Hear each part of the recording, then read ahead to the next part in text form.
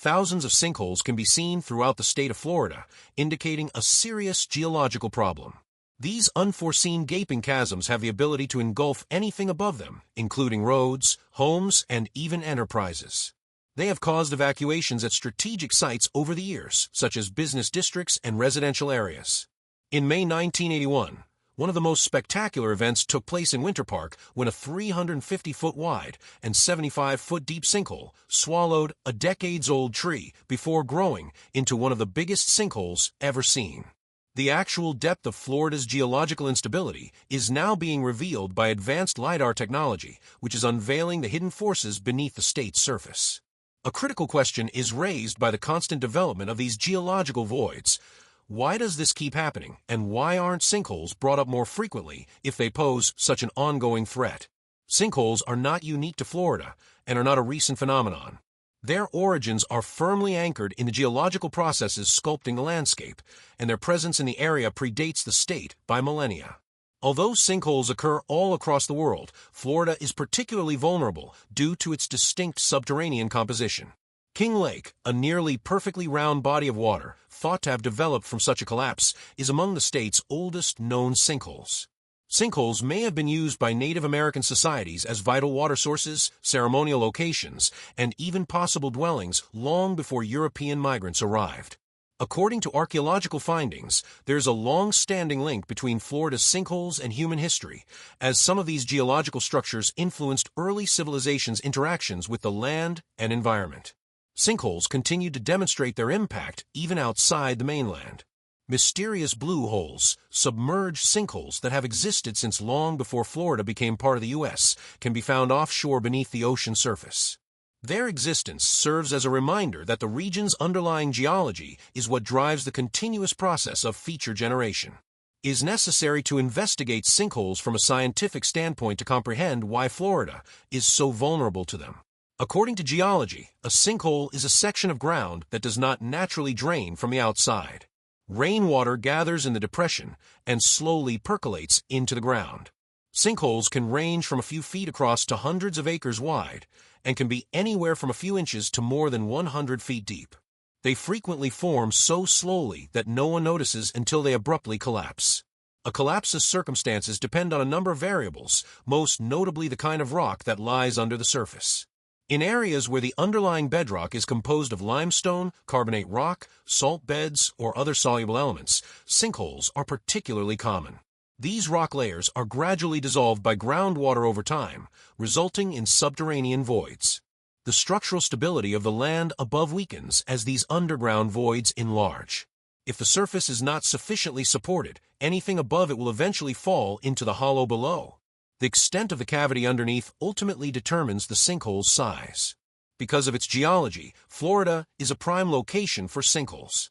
The state is essentially built on a foundation that is prone to collapsing due to its extensive subsurface networks of porous limestone and a constant water table. How much more of Florida's landscape could disappear into these undiscovered voids remains an open question. All that remains of the Florida Peninsula is the exposed part of a much larger landmass that was above sea level around 20,000 years ago. This large area is mostly composed of buried carbonate rock with a layer of clay deposits and sand that are comparatively insoluble on top. As mentioned before, sinkhole development is significantly influenced by carbonate rock, known as karst terrain. The landscape is shaped by the progressive dissolution of the highly soluble limestone and dolomite that make up these rocks. This topography, characterized by level areas above ground and a complex system of cavities below, encourages the development of subterranean chambers that, as they combine and enlarge, facilitate the free flow of groundwater. Erosion is accelerated by this increase in water flow, creating even more expansive spaces beneath the surface. Although Florida's carbonate foundation is widespread, sinkholes are not evenly distributed across the state. Rather, the most common locations are in the central and western parts of the Florida Peninsula, extending slightly into the Panhandle. Similar to Tornado Alley, which designates the area of the central United States most susceptible to tornadoes, this region is frequently referred to as Sinkhole Alley. Surprisingly, there are more similarities between these two geological events. Just as tornadoes have a peak season, Florida has what is colloquially referred to as sinkhole season. The chance of sinkholes occurring rises in early spring as rainfall increases. The most dangerous situations occur when an extended dry spell is followed by heavy rainfall, as the sudden influx of water quickly weakens subterranean caverns. In 1981, one of the most notable sinkholes ever discovered as a result of natural geological processes occurred in Winter Park, Florida. It started quietly until a local resident, May Rose Owens, noticed her barking dog was drawn to a growing opening in her yard. However, things quickly escalated. According to Owens, the first significant tragedy was a tall sycamore tree that had endured for decades. It vanished into the widening abyss with an almost unreal plop sound. The Owens family barely managed to evacuate in time, as the sinkhole had grown to a dangerous size by the next day. 2 sections of road, a car dealership with 5 high-end Porsches, and even the town's Olympic-sized pool were all engulfed as the collapse continued. City personnel managed to salvage only a few fixtures from the pool's restrooms before the ground completely gave way.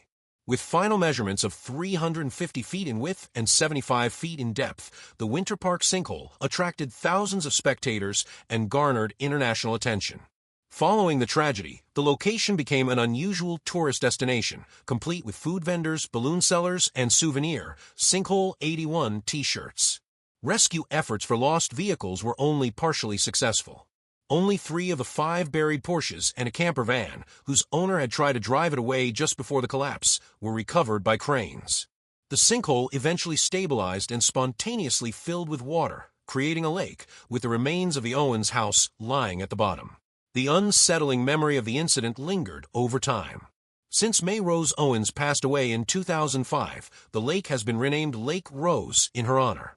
Now we will go over the top 5 largest sinkholes in the world, highlighting their astounding depth, size, and remarkable formation stories. 5. The Devil's Sinkhole. Located deep within the rugged terrain of Edwards Plateau in Texas, the Devil's Sinkhole is both a historical mystery and a geological wonder. Originally a sacred Native American site, the limestone cavern is now home to millions of Mexican free-tailed bats, which emerge in breathtaking swarms each night. The sinkhole features a 40 by 60-foot opening that descends 140 feet vertically before expanding into a massive underground chamber, estimated to be between 350 and 400 feet deep. Prehistoric campsites near the site, dating back to 4000 to 2500 BC, suggest early humans may have used the area, possibly for ceremonies. Though no official archaeological excavations have been conducted, the sinkhole was designated a National Natural Landmark in 1985 and remains a protected site, drawing visitors who marvel at the nightly bat exodus. 4. The Brazil City Block Sinkhole. In early 2014, panic erupted in the Brazilian city of Itatuba when electrical wires began snapping overhead. Residents fled just in time to witness an entire city block collapse into a massive sinkhole, swallowing homes, a post office, and a supermarket. Miraculously, no one was injured. Experts attributed the collapse to uncontrolled urban expansion along the Maracaibo River, where erosion weakened the ground from within. The disaster highlighted the dangers of unchecked development and poor city planning.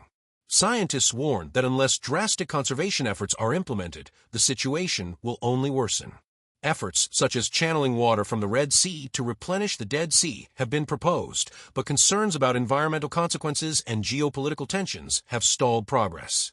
For now, the Dead Sea sinkholes serve as a stark reminder of the unintended consequences of human intervention in natural ecosystems.